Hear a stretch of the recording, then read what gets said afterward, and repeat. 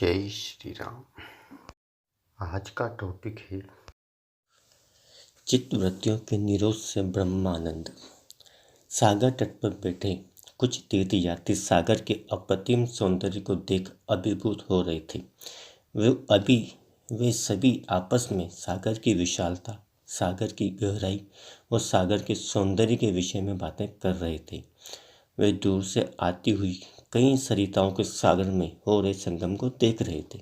उस समय सागर में नौका विहार कर रहे लोगों के आनंद की कोई सीमा न थी। सागर पर बरस रही चंद्रमा की अमृतमयी रश्मियों का सौंदर्य देखते ही बनता था। ये सारे नज़ारे देख देख कर सागर तट पर बैठे यात्री मानो आनंदातिरेक में पुलकित हुए जा रहे थे। पर यह क्या, अचानक सागर में बहुत भारी उथल पुथल हुई और सागर किनारे बैठे लोग अपनी जान बचाने को इधर उधर भागने लगे। अचानक सागर में तूफान उठने लगा। कुछ पल पूर्व शांत दिखने वाले सागर में भला अचानक यह क्या हुआ। सागर में ऊंची ऊंची लहरें उठने लगी और देखते ही देखते सागर में नौका विहार कर रहे हजारों लोग सागर की तेज व भयावह लहरों में समा गए। चारों ओर चीख चित्कार और हाहाकार मच उठा। सागर किनारे बैठे लोग भी वहां से जान बचाकर भागे।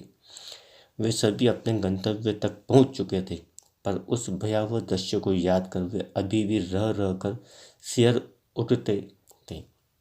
कुछ पल पूर्व जो हर्ष में डूबे थे, वे अब दुख, शोक व विषाद में डूबे थे। उस भयानक मंजर को याद कर वे दीर्घ काल तक दुख का अनुभव करते रहे। वे अपने अपने घरों को पहुंच चुके थे। जब नित्य साधना में वे अपने मन की आंखों से अपनी आत्मा में भगवान की मधुर मनोहर छवि का दर्शन करने का प्रयास करते, तभी उनके मन में फिर वही वर्षों पूर्व की घटना उभर आती। साथ ही उनके जीवन की अन्य सुखद दुखद घटनाओं की स्मृतियाँ उनके मानस पटल पर एक एक कर उभर आती। वे बार बार भगवत ध्यान में डूबने का प्रयास करते कि तभी कोई न कोई विचार मानस में उभर आता और उनका ध्यान भंग हो जाता। फलस्वरूप वे अपनी आत्मा में विराजमान परमात्मा का दर्शन नहीं कर पाते। वे सभी नियमित उपासना में लगे रहे, पर रह रहकर उस भयानक मंजर के साथ उनके जीवन से जुड़ी अन्य घटनाओं की स्मृतियाँ उनके मन में बसी रही। फलस्वरूप वे न तो ध्यान की गहराई में उतर पाते और न ही अपनी आत्मा में परमात्मा की अनुभूति ही कर पाते। दरअसल हम अपने जीवन में जो भी घटना, सुख दुख, मान अपमान आदि का अनुभव करते हैं, उनका असर प्रभाव दीर्घ काल तक हमारे मनस पटल पर बना रहता है। हम संसार में जो कुछ भी देखते हैं, सुनते हैं या अच्छे बुरे कर्म करते हैं, उनका असर प्रभाव सूक्ष्म संस्कार के रूप में हमारे चित्त में, हमारे अचेतन मन में अंकित होता जाता है, संचित होता जाता है। सच कहें तो हमारे चित्त में संस्कारों का संसार बसा हुआ होता है। फलस्वरूप जैसे संसार में चहुं ओर शोर शराबा सुनाई पड़ता है, वैसे ही चित्त में भी संस्कारों का, स्मृतियों का, अनुभवों का, घटनाओं का शोर शराबा होता ही रहता है। अस्तु उस शोर शराबे में मन का, चित्त का भगवान में लगना, डूबना आसान नहीं होता, पर फिर भी उस मन को, उस चित्त को नित्य निरंतर भगवत उपासना, भगवत ध्यान में लगाए रहने से अंततः चित्त से संस्कारों का सफाया होने लगता है और चित्त में, मन में बसा संसार मिटने लगता है और चित्त संस्कार शून्य होने लगता है। धीरे धीरे मन भगवत चिंतन, भगवत स्मरण, भगवत ध्यान करते करते अपना निज स्वरूप खोकर पूरी तरह ब्रह्म चिंतन में लीन हो जाता है और तब जाकर साधक को ब्रह्म की अनुभूति होती है। पर यह अनुभूति दीर्घ काल तक की गई नित्य निरंतर साधना, उपासना से ही हो पाती है, क्योंकि इसका कोई सरल रास्ता है ही नहीं। दरअसल हमारा चित्त भी तो उस सागर की तरह है जिसमें बार बार संस्कारों की लहरें उठ रही है। कभी सुखद स्मृतियों की लहरें तो कभी दुखद स्मृतियों की लहरें, कभी सुख की लहरें तो कभी दुख की लहरें, कभी पाप की स्मृतियों की लहरें तो कभी पुण्य की स्मृतियों की लहरें, कभी अविद्या की लहरें तो कभी अस्मिता की लहरें, कभी राग द्वेष की लहरें तो कभी अभिनिवेश की लहरें। मन में, चित्त में इन लहरों का उठना ही तो हमारे दुख का कारण है, हमारे शोक का कारण है, हमारे बंधन का कारण है। हमारे चित्त में उठने वाली लहरों के कारण ही, वृत्तियों के कारण ही तो हम अपने वास्तविक सत्य चिंतन आनंद स्वरूप को देख नहीं पाते, पहचान नहीं पाते। अपने निज स्वरूप में हम स्थित नहीं हो पाते। फलस्वरूप हम ब्रह्मानंद की अनुभूति भी नहीं कर पाते। तब हम करें तो क्या करें? हम वही करें जिससे चित्त में उठने वाली लहरें शांत हो सके, चित्त की वृत्तियाँ समाप्त हो सके, चित्त की लहरें शांत हो सके, समाप्त हो सके। इस हेतु शास्त्रों में ज्ञान, कर्म, भक्ति, ध्यान, स्वाध्याय, सत्संग आदि विभिन्न मार्गों का वर्णन है। इन उपायों का मार्गों का अनुसरण करते हुए, नित्य निरंतर योग साधनाओं का अभ्यास करते हुए ही अगणित साधकों ने अपने चित्त की लहरों, चित्त की वृत्तियों का निरोध कर पाने एवं ब्रह्मानंद रस की अनुभूति कर पाने में सफलता पाई है। सागर किनारे उस कटु अनुभव को पाने वाले यात्रियों ने भी यही मार्ग अपनाया। वे नित्य उपासना, साधना, आराधना में लगे रहे। वे सत्संग और शास्त्रों का स्वाध्याय करते रहे। उन यात्रियों ने अपनी नियमित उपासना, साधना, आराधना के साथ शास्त्रों का स्वाध्याय करना जारी रखा। फलस्वरूप वर्षों बाद उन यात्रियों को भी स्वयं के दुख, शोक और विषाद से डूबे होने का कारण समझ में आया और वे पुनः तीर्थ यात्रा को निकल पड़े। तीर्थ यात्रा के दौरान वे पुनः उसी सागर तट पर पहुंचे जहां वे वर्षों पूर्व गए थे। संयोग से उस दिन शरद पूर्णिमा की रात थी। रात्रि हो जाने के कारण महज कौतूहल व मनोरंजन के लिए सागर तट पर घूमने फिरने वाले लोग अब वहाँ से जा चुके थे। अतः वहाँ चारों ओर घोर निस्तब्धता और शांति व्याप्त थी।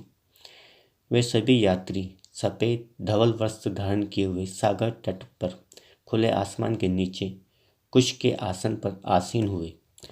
उन्होंने देखा कि अपनी संपूर्ण कलाओं के साथ पूर्णिमा का चांद आकाश मंडल में चमक रहा है और अपनी धवल चांदनी से सागर को नहलाता हुआ उसे अपनी अमृतमयी रश्मियों का पान कराकर तृप्त अनुभव कर रहा है। वे सभी अपलक नेत्रों से, दृष्टा भाव से चंद्रमा के अप्रतिम सौंदर्य को मानो अपने नेत्रों से पी रहे थे। चंद्रमा की शीतलता व चंद्रमा की रश्मियों की अमृत वर्षा में वे मानसिक रूप से स्वयं को स्नान करता हुआ महसूस करने लगे।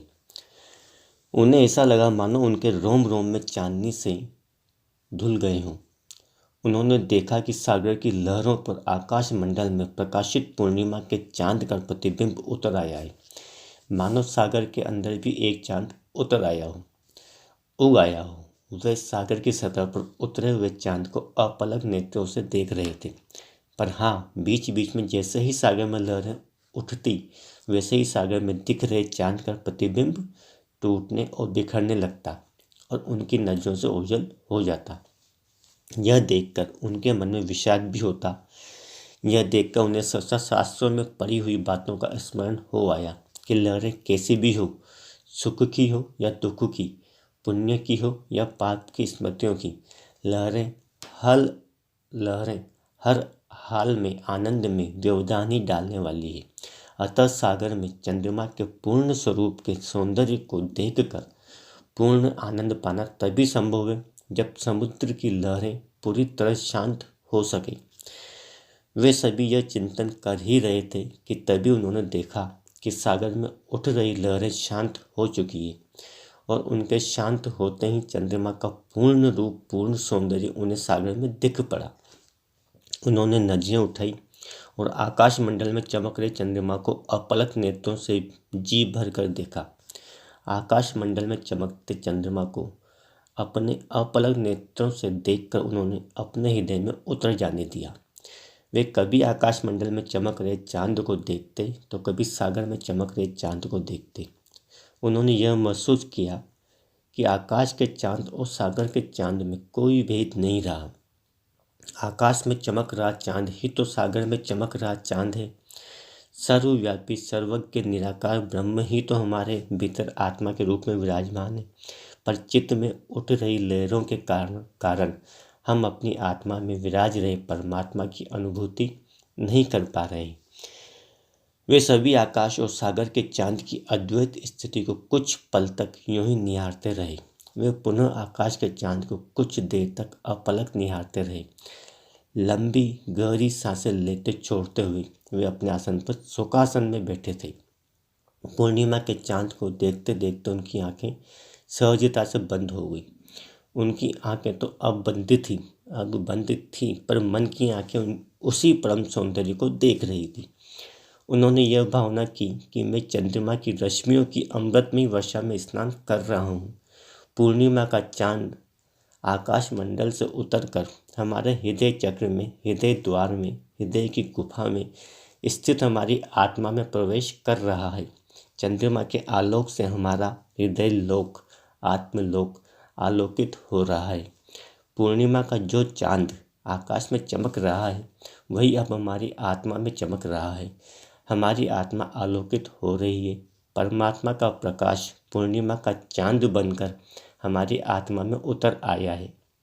हमारे चित्त में अनुभवों, स्मृतियों के रूप में संचित संस्कार बाहर निकल रहे हैं। हमारे मन में, चित्त में अब संस्कारों का लेश मात्र भी शेष नहीं रहा। हम अनुभव करें कि इसके फलस्वरूप हमारे मन में अब किसी भी तरह की लहरें नहीं उठ रही। चंद्रमा का ध्यान करते करते हमारा मन आत्मा में ही लीन हो रहा है, आत्मा में विलीन हो रहा है। चित्त की संस्कार शून्य अवस्था में हम अनुभव कर सकते हैं कि निर्गुण निराकार ब्रह्म ही पूर्णिमा का चांद बन हमारी आत्मा में अभिव्यक्त होता है। आत्मा और ब्रह्म में कोई भेद नहीं। उस स्थिति में ही आत्मा और ब्रह्म की एकता की अनुभूति हो पाती है। वे यात्री दीर्घ काल तक उसी भाव दशा का नित्य ध्यान करते रहे। वे अपनी आत्मा में नित्य ब्रह्म का ध्यान पूर्णिमा के चांद के रूप में करते रहे। दीर्घ काल तक ब्रह्म का अपनी आत्मा में ध्यान करते करते अंततः उनके चित्त धुलने लगे। चित्त संस्कार शून्य होते गए। चित्त की वृत्तियाँ, चित्त की लहरें शांत होती गई और उन्हें पल पल अपनी आत्मा में ही ब्रह्म की अनुभूति होने लगी। वे ब्रह्मानंद का पल पल अनुभव होने लगा। वे सभी अपने कर्तव्य कर्म करते, पर अब वे किसी कर्म को फल की आशा और आसक्ति से या कर्तापन की भावना से नहीं, बल्कि पूर्णतः निष्काम होकर स्वयं को ईश्वर के हाथों का एक उपकरण मात्र मानकर करते। वे अपनी आँखों से संसार में हो रही विविध प्रकार की घटनाओं को देखते, पर मात्र साक्षी भाव से, दृष्टा भाव से। इसलिए उन घटनाओं से, सुख दुख से वे कभी प्रभावित न होते। वे सुख दुख हर्ष विषाद से परे होकर सदा ब्रह्मानंद रस की ही अनुभूति करते। यही वह अवस्था है जिसे शास्त्रों में समाधि, निर्वाण, कैवल्य, मुक्ति या फिर आत्म साक्षात्कार की अवस्था कहा है। यही परमानंद की अवस्था है। इसलिए आचार्य शंकर ने साधकों की समाधि, निर्वाण, कैवल्य, मुक्ति रूपी परमानंद के मार्ग पर चलने का आह्वान करते हुए विवेक चूड़ामणि में कहा है, जिस समय रात दिन के निरंतर अभ्यास से परिपक्व होकर मन ब्रह्म में लीन हो जाता है, उस समय अद्वितीय ब्रह्मानंद रस का अनुभव कराने वाली वह निर्विकल्प समाधि स्वयं ही सिद्ध हो जाती है। इस निर्विकल्प समाधि से समस्त वासना ग्रंथियों का नाश हो जाता है तथा वासनाओं के नाश से संपूर्ण कर्मों का भी नाश हो जाता है और फिर बाहर भीतर सर्वत्र बिना प्रयत्न के ही निरंतर आत्मस्वरूप की स्फूर्ति होने लगती है। निर्विकल्प समाधि की अवस्था को प्राप्त कर लेने के बाद चित्त फिर आत्मस्वरूप से कभी चलायमान नहीं होता। इसलिए सदा शांत मन से ब्रह्म में अपने चित्त को स्थिर करो और सच्चिदानंद ब्रह्म के साथ अपना ऐक्य देखते हुए अनादि अविद्या से उत्पन्न अज्ञानांधकार का ध्वंस करो। इसी से योगी को ब्रह्मानंद रस का अविचल अनुभव होता है। चित्त वृत्तियों का निरोध होते ही चित्त में सच्चिदानंद रसानुभव की बारिश आने लगती है। हमें निसंदेह नित्य निरंतर दीर्घ काल तक धैर्य व संयम पूर्वक, श्रद्धा विश्वास पूर्वक चित्त में आत्मा में ब्रह्म का ध्यान करते रहना चाहिए, जिससे कि हम भी इस दुर्लभ मनुष्य जीवन में ब्रह्मानंद की परम अनुभूति पाकर अपने जीवन को धन्य बना सकें।